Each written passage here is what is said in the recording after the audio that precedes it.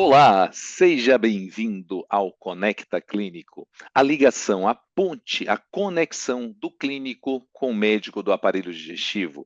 Para mais uma série, estamos aqui hoje com o mestre Ricardo Barbucci, que faz parte desse projeto, desse desenvolvimento junto conosco. Seja bem-vindo, Barbucci.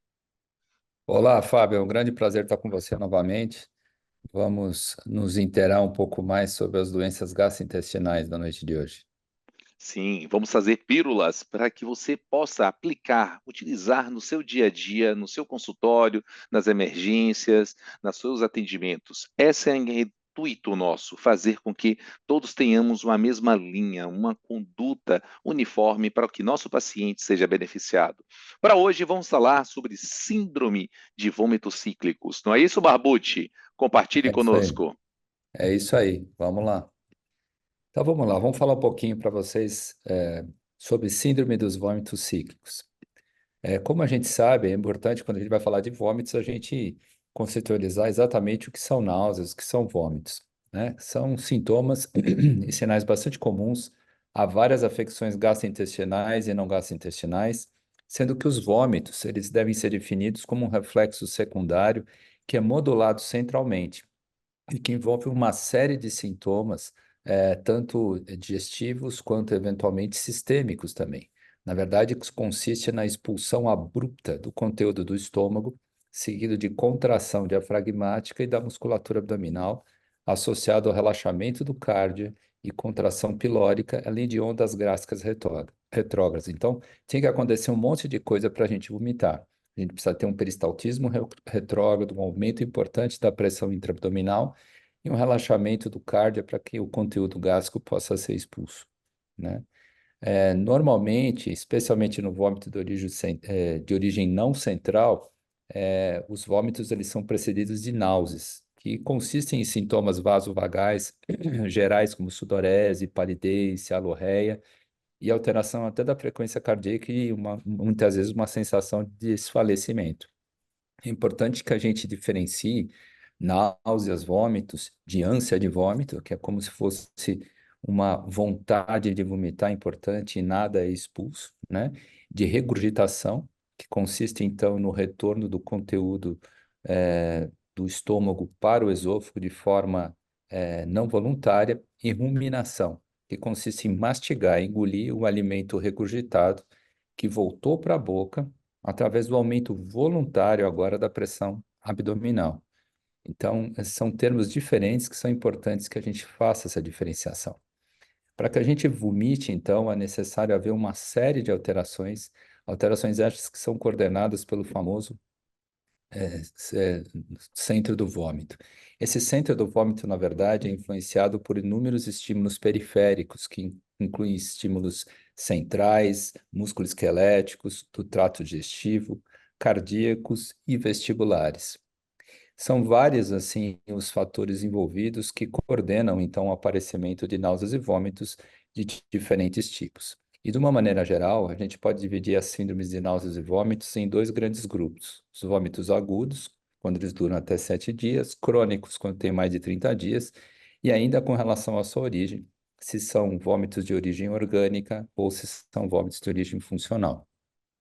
Especialmente em gastroenterologia, nós temos um diagnóstico muito amplo com relação às diferentes causas de náuseas e vômitos, né? Mas, de uma maneira geral, a gente pode dividir essas causas relacionadas com processos inflamatórios da mucosa, não como, por exemplo, a doença péptica ulcerosa, alterações obstrutivas mecânicas, né? Como, por exemplo, síndrome a pseudoobstrução intestinal idiopática, alterações motoras, que a gente tem a gastroparesia como exemplo mais comum, e, eventualmente, efeitos secundários a vários medicamentos, né, que interferem ou na sensibilidade, na pressão intracraniana, na motilidade. Do mesmo jeito que a gente pode ter também várias causas metabólicas endócrinas provocadoras de vômitos, alterações centrais, inclusive até alterações psiquiátricas, incluindo, então, as alterações alimentares, como anorexia e bulimia.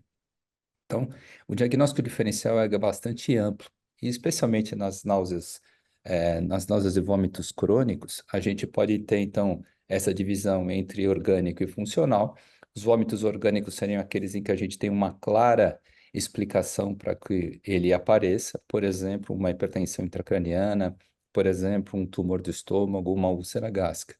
E quando a gente não tem uma causa evidente que explique essas náuseas e vômitos, e essas náuseas e vômitos têm um caráter mais crônico, a gente vai chamar então de náuseas e vômitos de etiologia funcional, que, como toda doença funcional, tem os seus métodos de diagnóstico, acompanhamento e tratamento, vamos dizer assim, entre aspas, regidos pelos famosos critérios de Roma 4. Por Roma 4, então, a gente deve considerar náuseas e vômitos funcionais quando existe uma náusea incômoda, ou seja, grave o suficiente para impactar nas atividades habituais do nosso paciente, que ocorre pelo menos uma vez, um dia por semana, ou um ou mais episódios de vômitos por semana. Esse vômito, o vômito autoinduzido e distúrbios alimentares, presença de regurgitação e ruminação, eles devem ser excluídos desse diagnóstico. Não deve haver nenhuma evidência de doença orgânica, sistêmica ou metabólica que explique essas náuseas e vômitos. E como toda doença funcional, os critérios eles têm que ser iniciados no mínimo há 6 meses e estarem presentes e ativos nos últimos 3. Ainda por Roma 4, a gente pode incluir dois outros tipos de vômitos crônicos de etiologia funcional. O que a gente chama de síndrome dos vômitos cíclicos, quando o paciente tem episódios estereotipados de vômito de início agudo, duração menor do que uma semana. Esses devem ocorrer pelo menos 3 episódios distintos ao ano, tá? No ano anterior e 2 episódios nos últimos 6 meses, e que devem ocorrer pelo menos uma vez, com um intervalo de pelo menos uma semana.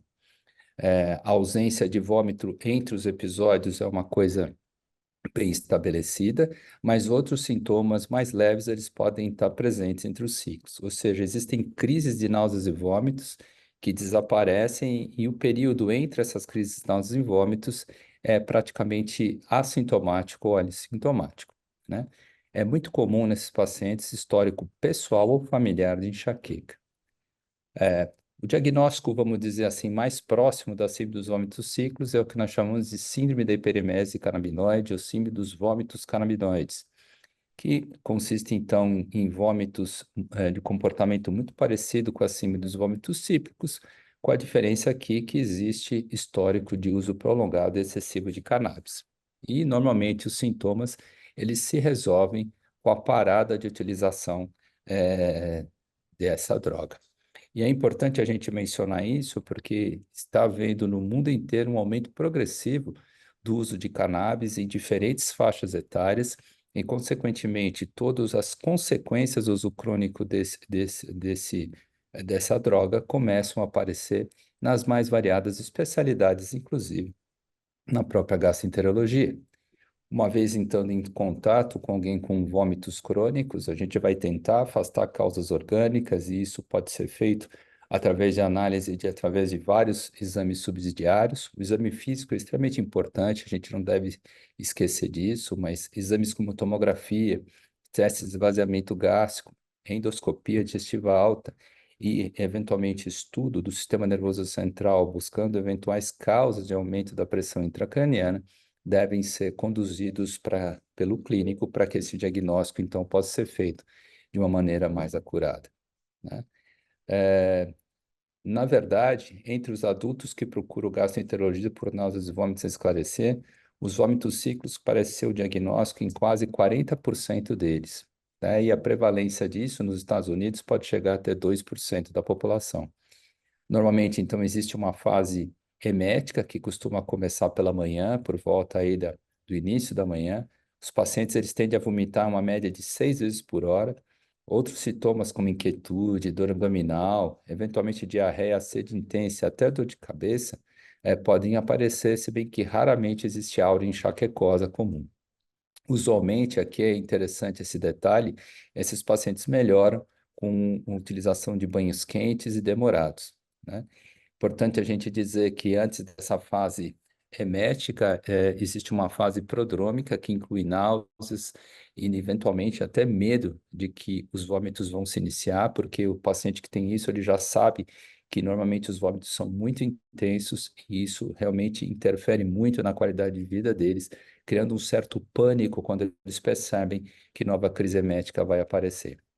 Essa crise pode durar minutos, horas e eventualmente ser um pouquinho mais prolongada, enquanto que a fase emética dura de horas a alguns dias, não ultrapassando normalmente uma semana. A partir daí passa uma fase de recuperação e novamente a fase interepisódica, até que outras crises de vômitos, apareçam. Esse é um guideline interessante que nos orienta como avaliar pacientes com vômitos e náuseas crônicas.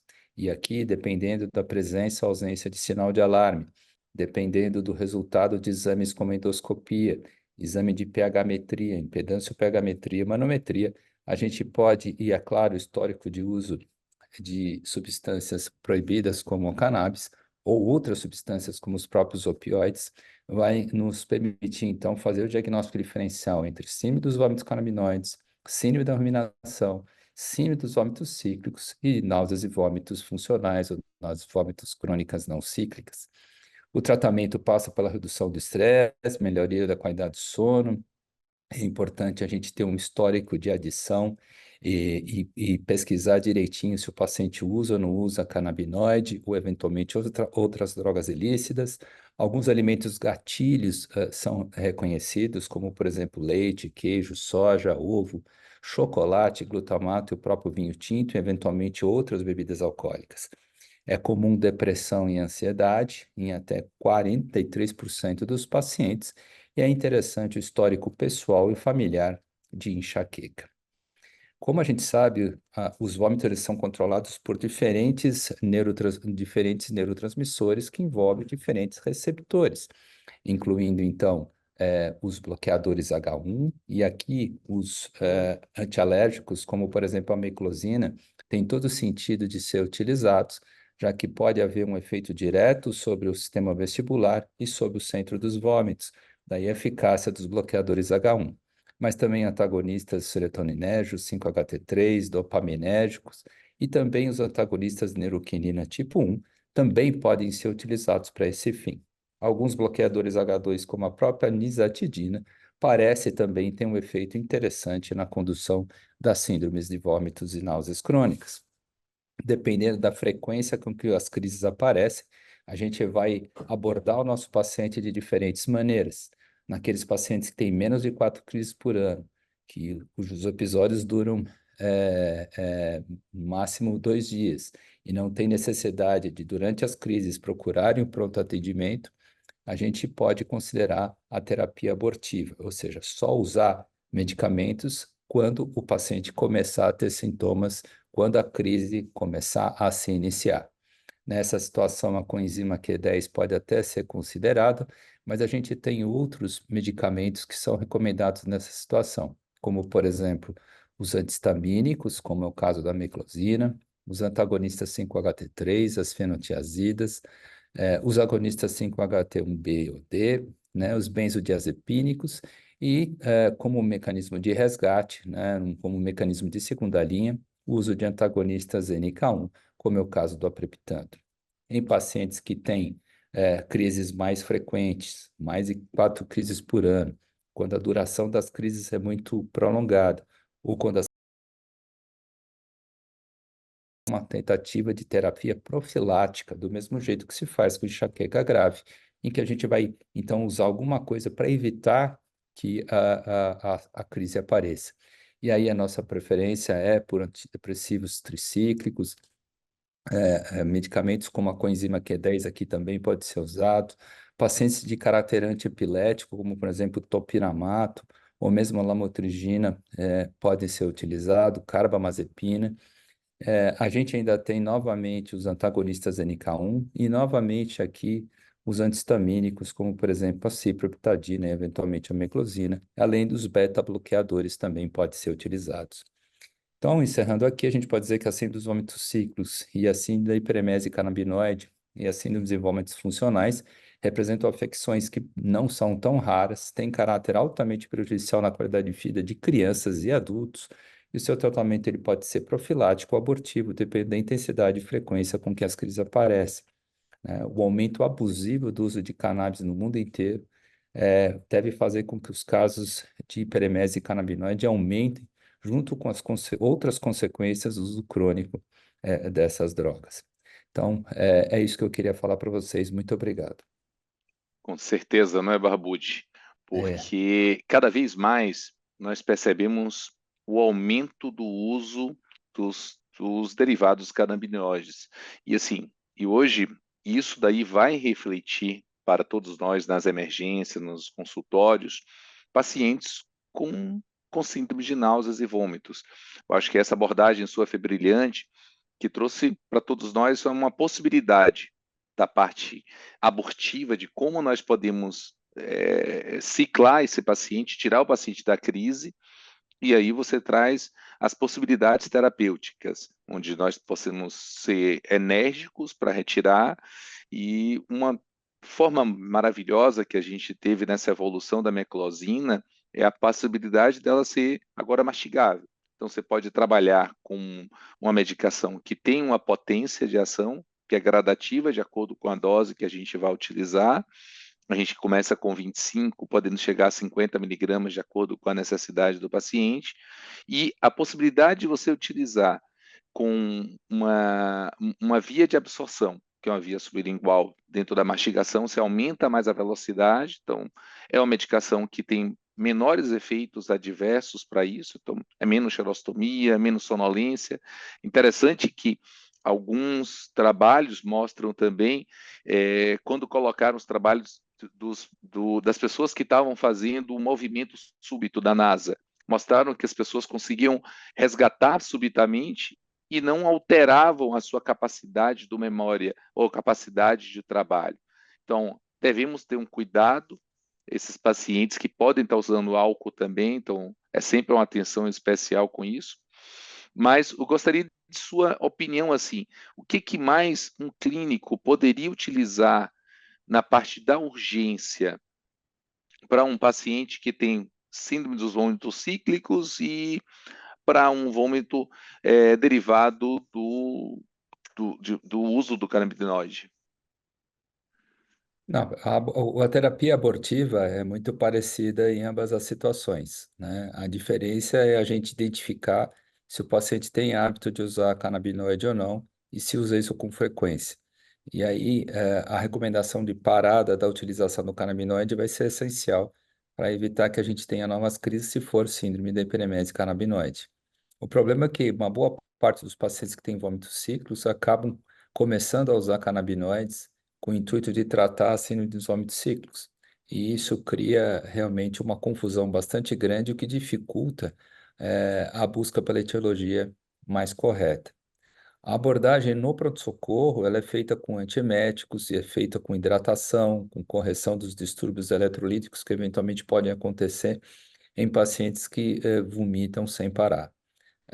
A parte de ansiedade aqui é extremamente importante, porque um vômito atrás do outro cria um desconforto bastante alto, e cria um pânico de que realmente isso não melhora. A resposta ao tratamento, mesmo parenteral, não é uma coisa tão brilhante. Não pense que aqui é tão simples assim como dar Com certeza. uma injeção de bromoprida, por exemplo, ou anti-histamínico endovenoso. Em 5 minutos o paciente melhora, porque isso não ocorre. Muitas vezes a gente tem uma refratariedade extremamente importante no tratamento abortivo. Concordo contigo. E é um alerta para todos nós que muitos desses pacientes precisam de um suporte. Às vezes precisa ser internado, que é recidivante, e o paciente não é só uma simples medicação e uma liberação para casa. Como você falou, tem uma atitude e uma atenção multidisciplinar, desde uma atenção nutricional, uma atenção psicológica para esse paciente, um alerta contra outros determinados riscos. Mas essa é a proposta do Conecta Clínico, é trazer para vocês pílulas para despertar, para o estudo, para o compartilhar, para você ter uma conexão entre as especialidades, para que o nosso paciente possa se desenvolver dentro dessa nossa linha de conexão, o melhor condução, o melhor tratamento possível. Esperamos vocês nos próximos programas. Um forte abraço.